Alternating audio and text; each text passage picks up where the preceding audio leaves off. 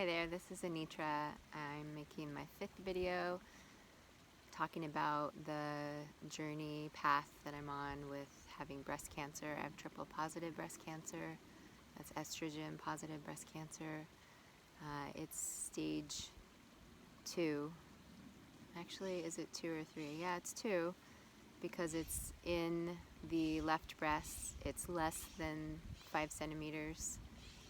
Or it's about 5 centimeters, 4.9, and it has spread to the axillary lymph node, so it's in the left side, and that's considered 2, and then it would be 3 if it went to, I might have that wrong actually, for some reason I'm spacing out on that. I do space out on things a lot more than I used to, and I did read that Herceptin can have that effect on people. Actually, that chemo can, and Herceptin could, but it would be rare. So anyway, I space out on things sometimes. Let's see, since I last made my video, I went and I met with the nurse at the hospital, and we talked about Herceptin. We had already met 2 months ago, and we talked for about an hour, so this time I didn't really feel like I needed to talk about a lot of things, but I basically just wanted to know what would happen. Since I made the decision that I wanted to go in and get the full dose, I wanted to know, like, how long will I be there, how much will I get, where will you stick the IV, like all the nuts and bolts of it. And I got that information, and then I needed to get an ultrasound before so that I would have something to compare it to. So I did the following day. On Tuesday I went and had an ultrasound. The first time I had an ultrasound was when I first was diagnosed back in October of 2017, and that was at a place called Insight Imaging in Grass Valley where I live, and they said that it was about 2.3 centimeters or so at that time, at the time of the ultrasound. And since then I've had all the way up to 5 centimeters, and the MRI was 2.5 centimeters, so I've had a lot of different numbers that I've been working with. So when I was pretty eager to get this ultrasound, and when I got in there, I met with the radiologist, and it was a little bit odd because he said that ultrasound wasn't the best way to judge the tumor's progress, and I thought, okay, well, why am I getting an ultrasound? And he said he thought MRI was a better tool for that, and I said, well, my oncologist thinks that an ultrasound is the way to go. So he also said, wow, it could be very subjective, so depending on the person that's doing the ultrasound, the tool that they're using, and what their machine is like, and basically the subjectivity of the whole experience. And I thought, okay, well, I said, what can I do to make it be the most constant, because I'm looking for some direction here. I want something that seems consistent. He basically said I should get an MRI, but he was moving the little doohickey slimy thing around on my breast, and I was looking at the screen, and he was having a hard time pinpointing it. He was taking some pictures, and then he gets on the screen and measures like one point to the next point, and basically in the end it looked like there were finger-like projections coming out of the tumor. So the tumor shrank in one way and grew in another. So it's just another piece of confusing information for me being able to tell the size of it, and if what I did, the 6 low-dose treatments of Herceptin, if that had any impact. Again, I said this last time, but my breast is visibly different. It's completely different. The nipple's not retracted, and the breast is fleshy, and it's not hard. And before it was hard and uncomfortable and painful. I couldn't sleep on it in certain ways. So it's abundantly clear to me that it's different, but it wasn't different enough, so that's why I did this Herceptin. So anyway, now I'm working with a new set of data from this last ultrasound, and we'll see what it looks like. I think I won't get another ultrasound they want to do it every 3 months, but I'm going to request that it happen in maybe another, probably two months, either 6 to 8 weeks, and see where I'm at that point, because I'm expecting there to be some change. This last time I went, so on Wednesday I went and got the full dose of Herceptin, which for me, they do it, the first dose they give is 8 milligrams per kg body weight, and then the subsequent doses that they give from there are 6 milligrams per kg body weight. So I got a dose that was 500 milligrams, and the doses I was getting before on low dose were 50 milligrams. I was getting 50 milligrams every week, and this time I got 500 in 1 week. So I was nervous. I was really nervous going in. I went into the Ambulatory Treatment Center, I think is what it's called, ATC for short, and they took my vitals, and that looked fine. I have low blood pressure. My blood pressure is almost always my whole life been something like 95 over 65. But lately, in the last few months, when they've been taking my blood pressure so much, it's sometimes been 112, 110. It's still low, but it's high for me.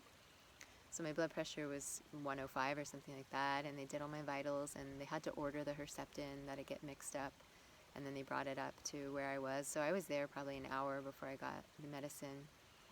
And then they stuck the needle in my hand, or just maybe in my wrist, actually. She wanted to put it in my hand because I have big veins in my hands, and I wasn't into that, so she put it in my wrist. And there were a couple times that I felt a wave of, I felt something one time in my heart, and Herceptin can affect the heart. They say that it's reversible, and if there's anything that someone might feel pain in their heart, or the heart might speed up really fast, the heart rate might pick up. And they said that if they just pause the machine and pause the medication, the heart returns to normal. So I felt something in my heart. I wasn't sure. She came over. She checked my blood pressure. Everything looked good. My blood pressure was a little bit low, but for me it wasn't too low. It was something like 80, 82 or something over 65. So it wasn't alarming. And then there was another time where I just felt kind of dizzy. I remember just feeling like, ugh. And I told John, my partner, like, can you get her? I want her to come check me. And she just came over and said, how are you doing? And it passed really quick, actually. She just said, how about drink some apple juice? So I did that. And that was fine. So it took 90 minutes for me to get that whole 500 milligrams. And the next time I do it, it'll be 60 minutes, and I'll get whatever the equivalent is of my body weight times 6 milligrams. So I think when she did the math, it was something like 400, or it might be 350 or something like that. So that won't be for 3 weeks. I've got 2 treatments scheduled in February. One is early February and one is late February. And then I guess I'll see where I go from there. A lot of times Herceptin is given out over the course of a year. I don't know if I'm going to get it for a year. I think it depends on how this goes. I think I said before, but they didn't used to give Herceptin by itself. It had to be in combination with something else. And I'm getting it by itself, which I'm really grateful for, because it just was really easy for me to deal with on Wednesday. I did have a headache Wednesday night. I did feel a little bit flu-like. I was sneezing. My nose was running. And I felt a bit fatigued, but I've been fatigued in general lately. Very slowed down by it, which is sometimes kind of nice. So that happened on Wednesday, and now I'm here at Friday, and the only thing I have coming up is acupuncture. I've taken a break from visiting the doctor in Carson City because it's 3 hours away, and what he offers I could get around here. He wanted me to get an ozone colonic so that I could keep detoxing, but I could get that around here, and so I'm still just taking the medicines that he's given me and the supplements, and doing a daily coffee enema, although I do miss a day sometimes. And Epsom salt baths, I read, is also good for detoxing, and dandelion tea, which I haven't gotten a hold of yet, but I plan to. So next week I just have acupuncture, and I'm really interested to see how my breast feels. I really did notice just those 50 milligram treatments making a difference, so I'm hoping that a 500 milligram treatment that I'll be able to see some change as well. yeah, and then after that, I guess after 3 treatments, we'll see if I'm really ready for surgery at that point. I will do a breast conserving surgery. At least that's what I think I'm going to do at this point. That's my plan. And then at that time, they'll remove a lymph node or more. It does still seem like there is 1 lymph node, so hopefully they'll only have to remove 1 or 2.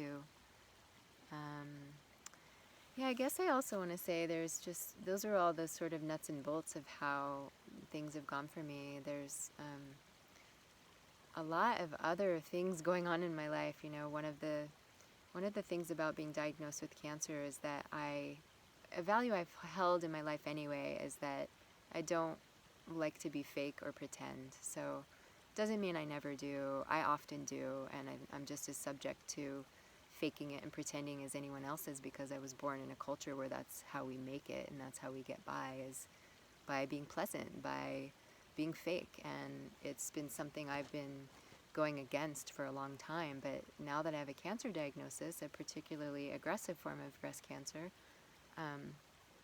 I really can't be fake and I really can't pretend. And I feel a lot of conviction to be myself and to be honest and to lay down boundaries and to uphold those boundaries and to be true to myself. Because if I die tomorrow, I want to know that today I lived a life that's true to myself and not true to anybody else except my daughter. And even that, being true to myself, is being true to my daughter. So yeah, well, it's definitely caused a lot of upset, and I made some mistakes along the way, which I've always said that I'm okay to apologize if I need to apologize, but I don't want to go around being a walking apology. I want to live my life, and if I need to clean up mistakes I've made, and then I'm going to do that. So anyway, it's just really up for me, a lot of things around boundaries and being honest and being truthful and living a life with integrity, as I define integrity, and integrity with myself, not anyone else's definition of integrity. So I'm seeing it around. I'm seeing a lot of people go through some hard times right now, and I have a lot of compassion. I have compassion for myself. I have compassion for everybody else who I see is dealing with what they need to deal with, whether it's health stuff or emotional stuff, life stuff, difficulties in some way.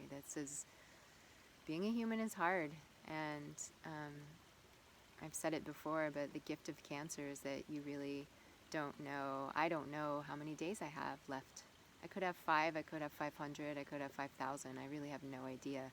But I'm inspired to live my life like I don't know, which means I could die at any time. And to me, that's an inspiring life. I'm doing my best to live honestly, live creatively, live in alignment with my own values. So I guess that's just another personal side note of something I wanted to share that has been a prominent feature of this path on cancer. So thank you. Thanks for being in my life. Thanks for paying attention. Thanks for listening. Thanks for your care. I appreciate it a lot.